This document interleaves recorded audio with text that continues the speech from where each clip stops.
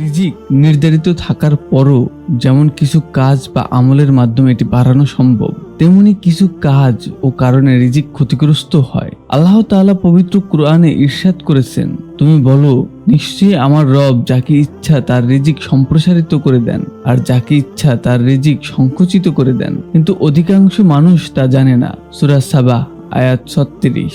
পবিত্র কুরআন ও হাদিস থেকে জানা যায় বেশ কিছু কাজে মানুষের রিজিক ক্ষতিগ্রস্ত হয়, অর্থাৎ রিজিকের বারাকাহ কমে যায়। স্টোরি টেলিং বাই তরিকুলের এই পর্বে সেই কাজগুলো সম্পর্কে জেনে আসি।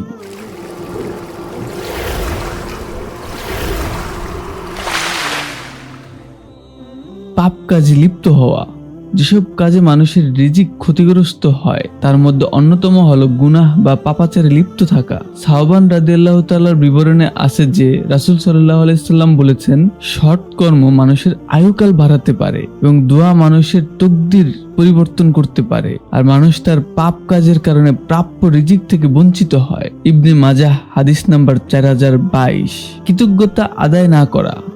মানুষ যখন প্রাপ্ত নিয়ামতের শুকরিয়া আদায় না করে তখন তার থেকে সে নিয়ামত ছিনিয়ে নেওয়া হয়, আর এতে ক্ষতিগ্রস্ত হয় মানব জীবন এবং কমে যায় রিজিক। আল্লাহ তাআলা পবিত্র কুরআনে ইরশাদ করেছেন, আর যদি অকৃতজ্ঞ হও তবে মনে রেখো আমার শাস্তি বড়ই কঠোর। সূরা ইব্রাহিম আয়াত ৭। মিথ্যা কসম খাওয়া ও ধোঁকা দেওয়া।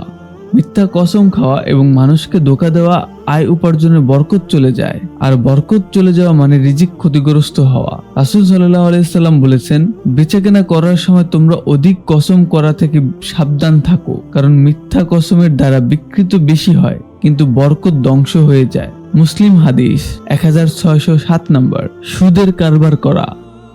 সুদের মাধ্যমে ব্যবসা বৃদ্ধি হয়। আপাত দৃষ্টি এমনটা মনে হলো সুদের কারবার দ্বারা ব্যবসার বরকত নষ্ট হয়ে যায়। আল্লাহ তাআলা পবিত্র কুরআনে স্পষ্ট ভাষায় বলেছেন, আল্লাহ সুদকে ধ্বংস করে দেন এবং সাদাকাকে বর্ধিত করে দেন। সূরা বাকারা আয়াত নম্বর 276। জাকাত না দেওয়া। জাকাত ইসলামের অন্যতম স্তম্ভ বা মৌলিক বিধান। জাকাতের বিধান প্রণয়ন করে ধনী দরিদ্রের মধ্যে ভারসাম্য ঠিক রেখেছে ইসলাম।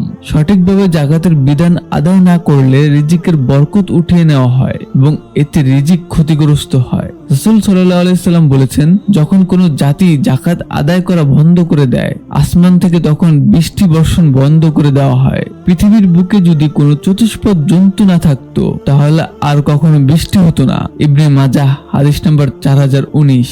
হারাম উপার্জন। হারাম উপার্জনের রিজিকের বরকত কমা প্রসঙ্গে আল্লাহ তাআলা ইরশাদ করেছেন, হে মানব জাতি, তোমরা পৃথিবী থেকে হালাল ও পবিত্র বস্তু ভক্ষণ করো। সূরা বাকারা আয়াত 168। স্রষ্টার নির্দেশ অমান্য করে হারাম উপায় উপার্জন করলে রিজিকে বরকত কমে যায়। রাসূল সাল্লাল্লাহু আলাইহি সাল্লাম বলেছেন, যে ব্যক্তি হালাল ও বৈধ উপায়ে সম্পদ অর্জন করে তাকে বরকত দান করা হয়, আর যে ব্যক্তি হারাম ও অবৈধ পন্থায় সম্পদ অর্জন করে সে এমন ব্যক্তির মতো আহার করে তৃপ্ত হয় না, অর্থাৎ সে যতই ভক্ষণ করুক না কেন তার ক্ষুধা নিবারণ হয় না। মুসলিম হাদিস 1052। রিজিক বৃদ্ধি ও বরকতের জন্য আমাদের উচিত সৎ ও ন্যায়নিষ্ঠ জীবনযাপন করা, পবিত্র কুরআন ও হাদিসের নির্দেশনা অনুযায়ী গুনাহ থেকে বেঁচে থাকা, কৃতজ্ঞতা প্রকাশ করা, সুদ ও হারাম উপার্জন এড়িয়ে চলা, সত্যবাদী হওয়া এবং জাকাত আদায়ের মাধ্যমে রিজিকে বরকত আনা সম্ভব। আল্লাহ তাআলা যেন আমাদের সবাইকে হালাল ও বরকতময় রিজিক দান করেন এবং গুনাহ থেকে বেঁচে থাকার তৌফিক দান করেন। আমিন।